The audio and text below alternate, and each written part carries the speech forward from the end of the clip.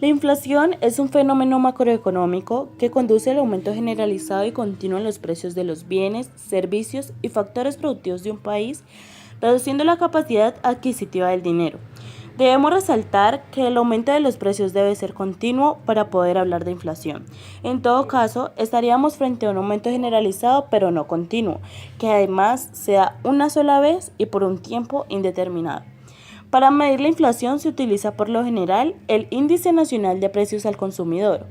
Este indica porcentualmente la variación en el precio promedio de los bienes y servicios que adquiere un consumidor típico en 2 periodos de tiempo, usando como referencia lo que se denomina en algunos países la canasta básica. Existen dos formas en la cual se puede expresar la medida de la inflación. Uno es las tasas de crecimiento de los precios. Este indica la variación en los precios durante un periodo de tiempo determinado. El otro es los números índice, que indican la variación de los precios actuales con respecto a los vigentes en una fecha base. Las principales causas que inducen a la inflación son la inflación de demanda. Esta se presenta cuando la demanda general de bienes se incrementa en relación a la cantidad de bienes producidos. Esto genera el aumento de los precios para restablecer el equilibrio entre la oferta y la demanda. También se encuentra la inflación de costos, que es el aumento de costos de producción, mano de obra, materiales, primas, impuestos, etc. También genera el aumento de los precios, puesto que las empresas deben mantener una margen de beneficios. La inflación de moneda, que es producida generalmente por parte de los gobiernos, quienes mediante sus instituciones competentes ponen en el mercado excesivas cantidades de dinero. La inflación importada es el incremento en el precio de algún bien importado necesario para más de un sector de la economía. Es un caso de petróleo. Podría tener un efecto inflacionario. Generalmente lo que entendemos por inflación es el incremento en el nivel general de los precios, o sea que la mayoría de los precios de los bienes y servicios disponibles en la economía empiezan a crecer en una forma simultánea. La inflación implica por ende una pérdida en el poder de compra del dinero, es decir, las personas cada vez podrían comprar menos con sus ingresos, ya que en periodos de inflación los precios de los bienes y servicios crecen a una tasa superior a la de los salarios. Por lo general, la inflación es un problema de exceso de compradores, pero también influye la productividad del país o la cantidad de bienes y servicios que puede producir cualquier persona. Las consecuencias económicas que puede dejar la inflación serían como la redistribución regresiva del ingreso, que es como los salarios reales disminuyen mientras que las ganancias de las empresas aumentan. Otro sería un aumento de la pobreza.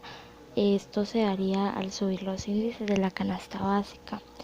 Y una licuación de pasivos. Es más fácil pagar deudas contraídas.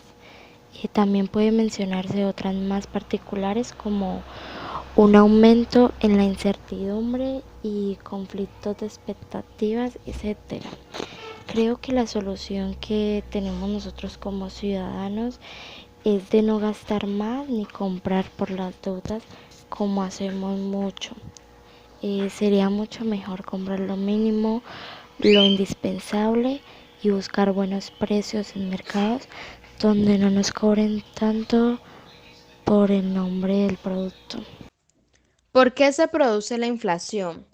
Se clasifican en dos categorías según sus causas. Inflación de demanda. Se presenta cuando los agentes económicos, ya sea gobierno, familias, empresas, tratan de comprar más productos de los que hay disponible, porque los salarios son altos. Inflación de oferta. Por ejemplo, la producción de una economía crece a una tasa de 5% anual.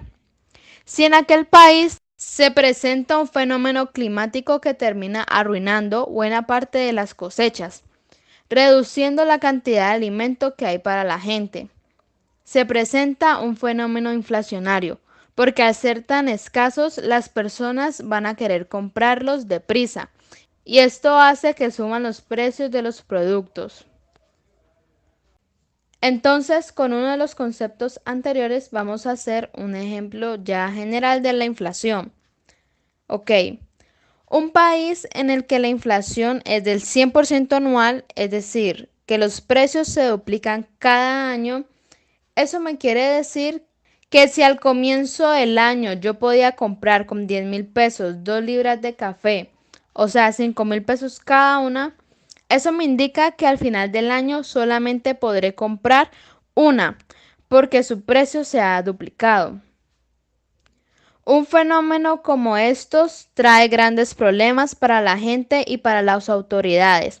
Para la gente del común, porque sencillamente el dinero ya no les alcanza para comprar lo que antes compraban. Y para las autoridades, porque manejan un país donde hay inestabilidad de precios. Es muy difícil. ¿Qué hace el Banco de la República para controlar la inflación? Para moderarla, el banco induce un aumento en la tasa de interés de intervención, la que eleva la tasa de intereses de los créditos y hace que los agentes económicos se endeuden menos, por lo cual el consumo se reduce. Además, si el sistema financiero eleva los intereses que ofrecen a sus clientes, estos preferirán ahorrar sus excedentes de recursos en lugar de gastarlos. Entonces, en conclusión, sabemos que la inflación es un proceso económico en donde hay un desequilibrio existente entre la producción y la demanda. Y nosotras creemos que se debe hacer esto. Número 1.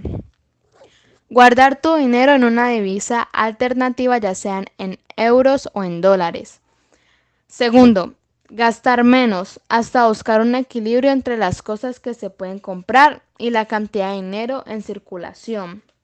Tercero, gastarnos el dinero inmediatamente. Adelantando las compras previstas, evitamos el riesgo de la inflación venidera. Por lo tanto, es conveniente conservar alimentos no perecederos por si vuelve a ocurrir este fenómeno.